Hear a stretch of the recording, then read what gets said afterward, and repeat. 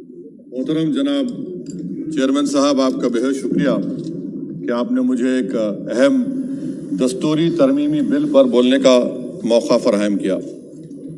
मोहतरम चेयरमैन साहब, मैं आपकी जानिब से बरसर इख्तिदार जमात को मुबारकबाद देना चाहता हूँ कि आज उन्होंने जो दस्तूरी तरमीमी बिल को लाया है, आप शाबानों के उस कानून के लाने के नक्श कदम पर चल रहे हैं।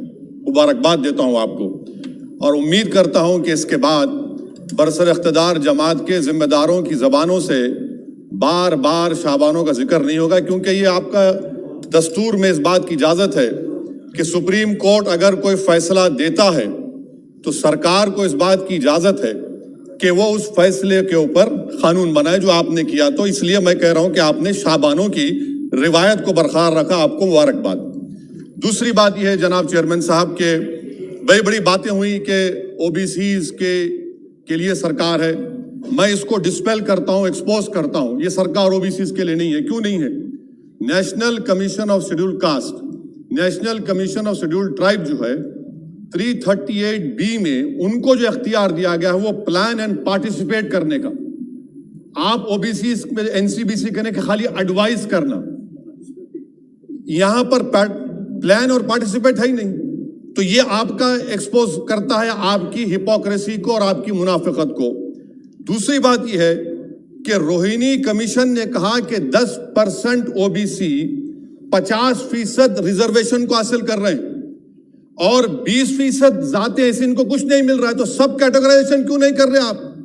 अगर आप ओबीसीज के लिए हैं तो मखसूस कास्ट के लिए आप हैं, आप तमाम ओबीसीज के लिए नहीं है। ये आप ही का रोहिणी कमीशन ने आया है।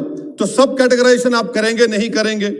तीसरी बात यह है कि सर ये कैसा बात है कि अगर रियासत तेलंगाना में जो मुसलमानों की बैकवर्ड कास्ट है उनको रिजर्वेशन मिलता है मगर सेंट्रल लिस्ट में उसका जिक्र नहीं होता। तो एक ऐसा कानूनी मैकेनिज्म बनाने की जरूरत है कि अगर किसी स्टेट और रियासत में वो ये तय करती है कि ये हमारे स्टेट की ओबीसी है तो सेंट्रल लिस्ट में उसका रिफ्लेक्ट होना चाहिए। मिसाल के तौर पर बिहार में सुरजापुरी जात का जिक्र नहीं है सेंट्रल लिस्ट में, तो इसका हुकूमत करेगी नहीं करेगी। चौथी बात यह है कि आप क्यों डर रहे हैं? नरेंद्र मोदी की सरकार क्यों डर रही है? 50% को क्रॉस करिए ना। जब प्यार किया तो डरना क्या, तोड़ जाइए 50% को। क्यों 50% को डर रहे हैं आप? जो 50% है उनको 27%, जो 20% है उनको 50%। तो आपकी मोहब्बत ओबीसी से नहीं है, आपकी मोहब्बत उनके वोट से है और आपका दिल उन 20% के लिए धड़कता है जिसके लिए आपने 50% तहफ़्फ़ुज़ रिजर्वेशन दी है। यह आपकी हकीकत है। पांचवी बात यह है स्पीकर साहब कि हम हुकूमत से मुतालबा कर रहे हैं कि प्रोएक्टिवली नरेंद्र मोदी की सरकार 50% सीलिंग को तोड़िए, निकलिए। आप क्यों नहीं करना चाहते? करने की जरूरत है, डेटा है, एम्पिरिकल एविडेंस है बैकवर्डनेस का। वो 50%, 27% कैसा दे रही है, गलत है। छठी बात यह है कि सर ये एक सुनहरा मौका है कि आप इस तरह का कानून बनाइए, 50% लिमिट को क्रॉस करिए और ओबीसी समाज से सही मानों में इंसाफ करिए। सर एक और बात, आज ही के दिन 1950 10 अगस्त को प्रेसिडेंशियल ऑर्डर हमने निकाला था, बड़ा तारीखी दिन था जिसमें हमने शेड्यूल्ड कास्ट को रिजर्वेशन दिया। मेरा हुकूमत से मुतालबा है, मैंने कांग्रेस की हुकूमत थी वहां बैठता था मैं, आज यहां बैठकर भी तीसरी मर्तबा कह रहा हूं कि 1950 का प्रेसिडेंशियल ऑर्डर रिलीजन की बुनियाद पर बनाया गया जो राइट टू इक्वालिटी के खिलाफ है, जो राइट टू इक्वालिटी के खिलाफ है। एक सुनहरा मौका आपके पास आया है कि उसको रिलीजन न्यूट्रल करिए।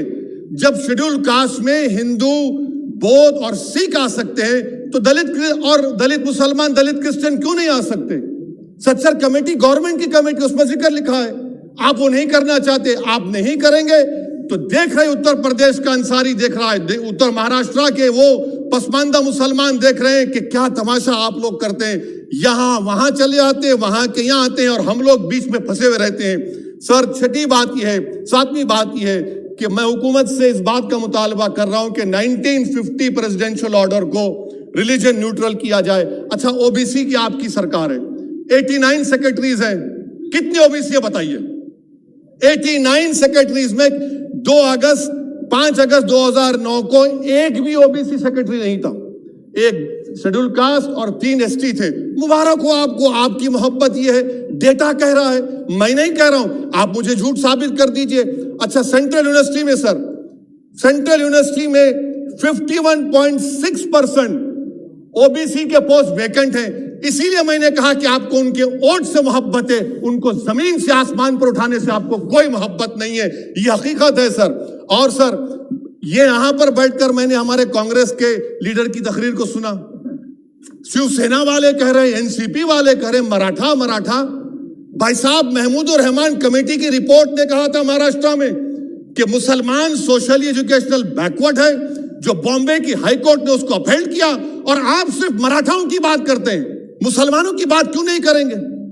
वो 50 कास्ट जो मुसलमानों की बैकवर्ड है महाराष्ट्र में, वो देख रही है आपके इस तमाशे को और आपको एक्सपोज करके रहेगी।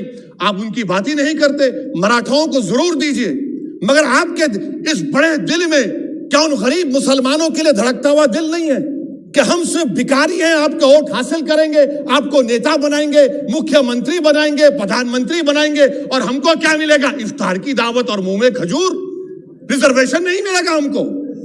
ये कौन सा इंसाफ है सर? इसीलिए ये इनकी मुनाफिकत है, इसीलिए हम हुकूमत से मुतालबा करते। अच्छा, हैरत की बात ये कि सुप्रीम कोर्ट के जिस फैसले को ओवरकम करने के लिए यहां पर यह बिल लाया गया, सुप्रीम कोर्ट ने कह दिया कि मराठाओं के बारे में सोशली एजुकेशनल बैकवर्डनेस नहीं दिख रहा है। आप कैसे दिखाएंगे बताइए? ये महाराष्ट्र के 50 मुसलमान बरादरियां देख रही हैं।